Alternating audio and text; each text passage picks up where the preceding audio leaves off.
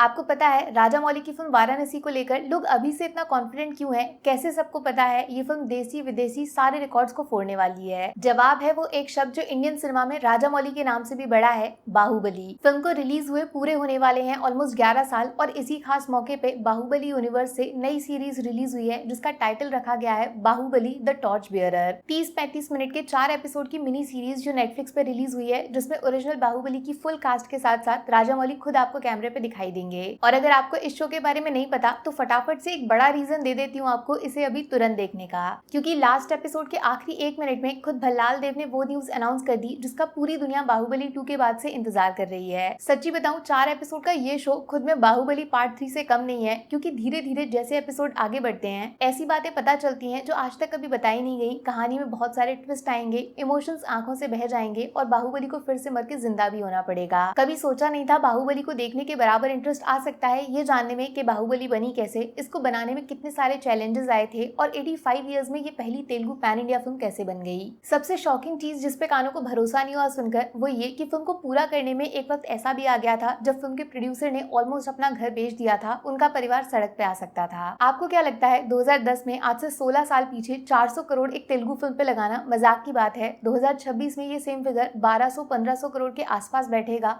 और उतने में भी कोई दूसरी बाहुबली नहीं बना पाएगा। और क्या आपको मालूम है बाहुबली जब रिलीज हुई थी तो पहले ही दिन तेलुगु मार्केट में लोगों ने इसे डिजास्टर घोषित कर दिया था। प्रभास के हाथों में झंडू बाम एडिट करके फोटोज चलाए गए थे। ये सब देखकर मुझे रियलाइज हुआ हम लोग हमेशा राजा मौली को क्रेडिट देते हैं उनके जीनियस विजन के लिए, बट बड़ा सा थैंक यू बोलना चाहिए हिंदी ऑडियंस को ऐसे सपने को सपोर्ट करने के लिए। ये नॉर्थ बेल्ट के रिव्यूज का नतीजा था कि बाहुबली का पार्ट 2 एक्चुअली में बन भी पाया, वरना कभी किसी को पता नहीं चलता कटप्पा ने बाहुबली को क्यों मारा। एक इंटरेस्टिंग बात बताऊं, करण जौहर को जितनी गाली पड़ती है बॉलीवुड ऑडियंस से, ये उनका ही बैक सपोर्ट था जिसने बाहुबली को हिंदी मार्केट तक पहुंचाया। और चूंकि बाहुबली के एक हफ्ते बाद सलमान खान की फिल्म बजरंगी भाईजान को रिलीज होना था, इसलिए पूरी टीम काफी डरी हुई थी, क्योंकि इससे पहले एक तेलुगु फिल्म ने हाईएस्ट कलेक्शन सिर्फ 20 करोड़ किया था नॉर्थ मार्केट से। तब किसने सोचा होगा फिल्म को देखने वालों की गिनती ही 10 करोड़ पहुंच जाएगी। और यहाँ पे इस शो का सबसे बेस्ट मोमेंट आया जब प्रभास ने बताया, उन्होंने एक मुंबई एक्सपर्ट से पूछा था फिल्म टोटल कितना बिजनेस करेगी, तो सबने 30 करोड़ का नंबर बोला था, जबकि प्रभास ने राजा मौली को चिल्ला के बताया था कम से कम इस फिल्म को हिंदी से 145 करोड़ तो कमाना ही चाहिए। और बाद में दोनों पार्ट्स ने सिर्फ हिंदी से 650 करोड़ का बिजनेस किया। ऐसी ही बहुत सारी यूनिक चीजें पता चलेंगी आपको हर नए एपिसोड में, जैसे कि ये विलन की बैक स्टोरी, इतने सारे एक्टर्स कहाँ से लाए गए थे, इनको सिर्फ खड़ा करने के लिए 100 एकड़ का सेट बनाया गया था रामोजी फिल्म सिटी में, जिसे कभी तोड़ा नहीं गया, क्योंकि आज भी डेली 3000 से ज्यादा लोग उस सेट को देखने आते हैं। ये असंभव से लगने वाले एक्शन सीन्स की बैक स्टोरी बहुत डरावनी है, क्योंकि सच्ची में लोगों के हाथ पैर टूट गए थे, एम्बुलेंस को बुलाना पड़ा था। ऐसे ही ढेर सारे अननोन सीक्रेट्स पता चलेंगे आपको, जिसमें सबसे बड़ा वाला एकदम लास्ट में रिवील हुआ जब देवसेना और बाहुबली के सामने भल्लाल देव ने साफ बोल दिया है चाहे कुछ भी हो जाए, कितना भी वक्त लग जाए, कम से कम एक बाहुबली और बनेगी। इससे बड़ा फिल्म का ऑफिशियल अनाउंसमेंट नहीं हो सकता, उत्सव की तैयारी करो।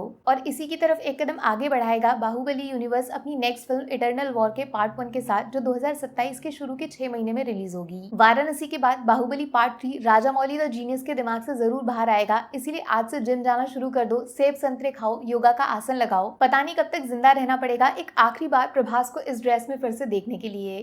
Take care, bye bye.